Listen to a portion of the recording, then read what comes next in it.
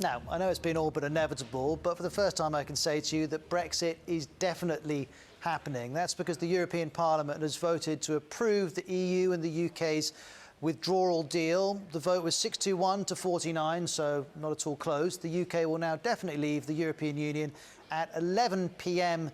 UK time on Friday. That's midnight in Brussels. As soon as the result was announced, many members of the European Parliament broke into song.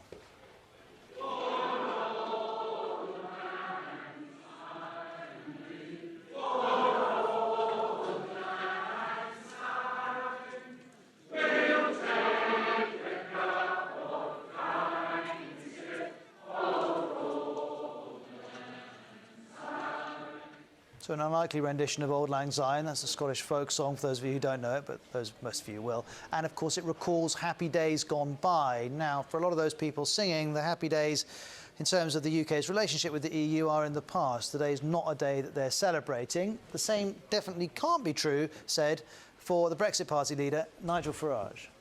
I know you're going to miss us. I know you want to ban our national flags, but we're going to wave you goodbye. And we'll look forward in the future to working with you as sovereign. If you disobey the rules, you get cut off. Could we please remove the flags? That was the Parliament's Vice President cutting off Nigel Farage's microphone, and she explained why a little bit afterwards. The rule in this House is no flags. I'm Irish. I know I'm Irish. I don't need to wave my flag to prove it. And in fact, what was rather sad was that he did what I asked him to do. I asked him to leave the chamber with his flags, and they went outside. I wish they'd listened to the debate, the sadness of many, not just British colleagues, because Nigel Farage has worked for this for 20-odd years, I think he said. He's done nothing else in this House. He hasn't worked as a European MEP. He's worked to destroy Europe. And he's succeeded, but we're not going to let him win. He may have won the war, but we've got a bigger battle to fight. We also heard from the President of the European Commission. We will miss you, but we will always keep up our friendship with you, and you can count on us as we know that we can count on you. Now, I know I've said this a few times, but let's remember the deal that passed today only focuses on the UK's withdrawal from the European Union. The future relationship between the UK and the EU, well, that is all still to come. Let's hear from the BBC's Adam Fleming in Brussels on some of the hurdles that both sides will have to clear. EU at the moment is getting their mandate ready, which is the detailed blueprint they'll give to their chief negotiator, Michel Barnier, to then start the negotiations with the UK. I hear they're thinking about 12 negotiating streams that will cover things like trade, security cooperation within the EU, security cooperation in the wider world, scientific research, the mobility of people, a whole load of areas. But the first thing they will have to agree with the UK, and I think they'll probably start talking about in the next couple of weeks, is just how the talks are going to work. Here they call it modalities. They will have to discuss what areas to prioritise, because the EU is not convinced that all the areas that need to be covered can be addressed in the short time available in the transition period. So I think there might be a bit of an argument over what areas are prioritised. There will be a discussion about how intense the negotiations should be, how many rounds there should be, where they should take place, who will be whose opposite number either side of the table. And then the EU, I think, will insist on putting in lots of milestones into the negotiations. For example, getting the UK to sign up to these commitments about fair economic competition, which is badged as the level playing field, and also getting a deal on British waters being open to European fishing boats. Getting those things in place to unlock the negotiations on all the other stuff. And as we learned from the first phase of the Brexit, of the divorce negotiations, all those building blocks for the process and those decisions made at the start can have huge ramifications further down the line.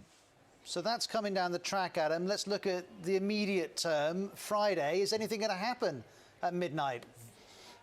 Very little is going to happen here in Brussels. They want it to be an incredibly low-key thing that sort of happens in the legal ether with no cheers or tears. And that is why today at the European Parliament, those scenes you saw, the MEPs linking arms to singing Auld Lang Syne, that's why that was such a big deal, because that felt like the goodbye party for the UK, because all that's going to happen on Friday is we'll get a joint statement from the three presidents of the institutions, Ursula von der Leyen from the Commission, Charles Michel from the European Council, which represents the member states, and the President of the European Parliament. And then at some point just after midnight, the one solitary British flag will be lowered outside the European Parliament and taken to be put in a museum. And I'll be there to see that flag coming down, because this time tomorrow, we'll be live in Brussels as we build up to Brexit happening, and we'll also be involved in special coverage on the BBC News Channel and BBC World News through Friday evening with the help of Catty Kay and Christian Fraser in London. Now, as I'm sure you know, Brexit has also put Scottish independence right back on the agenda. MPs in the Scottish Parliament today voted 64 to 54 in favour of holding a new referendum on this issue.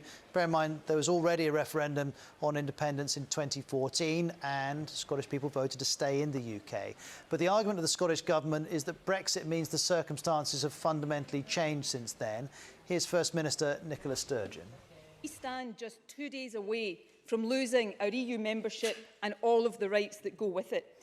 In my view, it is beyond doubt now that the only realistic way for Scotland to return to the heart of Europe and ensure that we get the governments we vote for is to become an independent country. But Nicola Sturgeon in the Scottish Parliament does not have the power to call this referendum. That lies with the British government in Westminster, and Prime Minister Boris Johnson has very clearly ruled out granting a new vote. Let's hear from our Scotland correspondent, Lorna Gordon. It is nonetheless a symbolic debate. It is a significant debate in this ongoing constitutional standoff, and that relationship with the EU is key. Of course, a majority of people who voted here in Scotland voted to remain as part of the EU, and Nicola Sturgeon referenced that relationship with the EU in her opening remarks. Her political opponents have called this a political stunt and a distraction, but it is, as I said earlier, symbolic. It is not likely to lead to anything at this point, but it is another step in this constitutional argument, and Nicola Sturgeon says she will make a speech on Friday setting out the next steps in her campaign to secure another referendum on Scotland's future.